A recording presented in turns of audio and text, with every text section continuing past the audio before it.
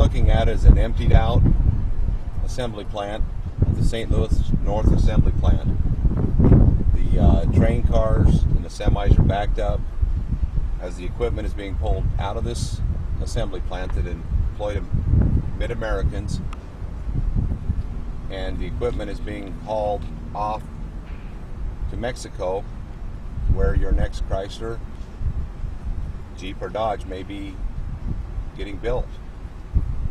The devastation to the area, the loss of jobs, is monumental. Again, we don't have the answers. We just have the questions. How can this be good for Americans? Without Americans working, how can they stimulate the economy? How can they pay taxes? How can they have a better living for their family?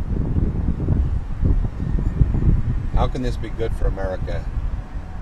The big question is, and again, I don't have the answers, but how can the UAW justify having control of the company and have your jobs all be going to Mexico?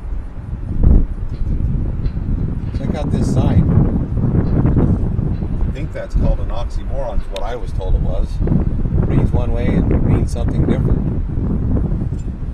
Secure your future, buy American. Well, is it buy American Canada, or is it buy American / Mexico?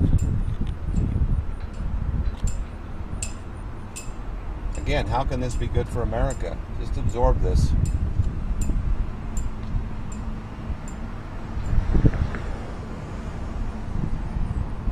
Thousands and thousands of jobs are affected by this single move.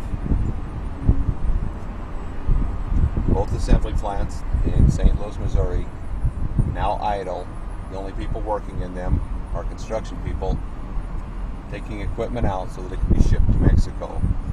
So you can buy your next Dodge Ram with Mexican labor.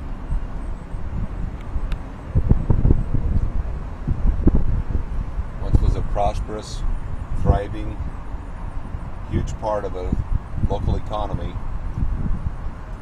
that spanned all over the Midwest, is now nothing but a ghost town.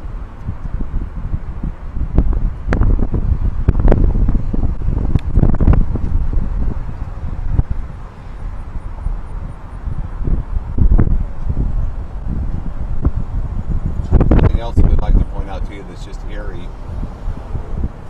is the amount of idle trucks sitting here.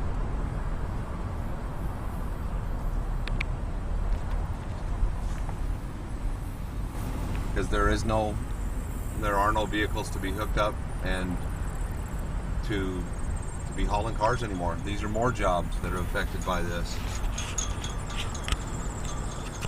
Again, don't know how this can be any good for America. How can this be good for Missouri?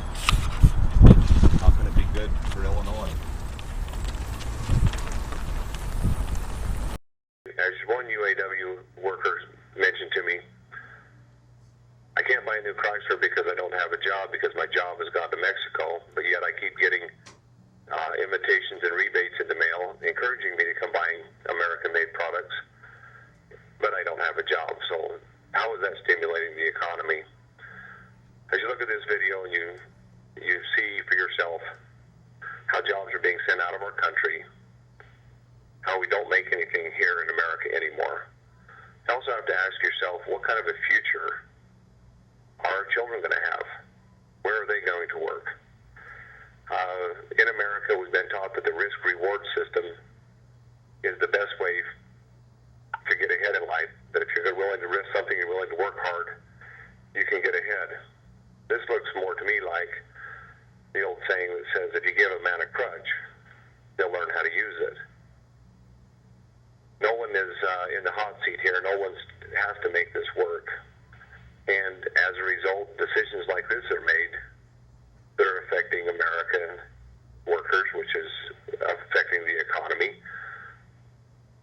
Just connect the dots here on what is happening. We're sending jobs someplace else. We're sending sales tax dollars someplace else.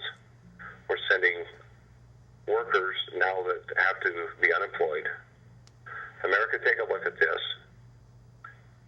One another, and we're here where we are today.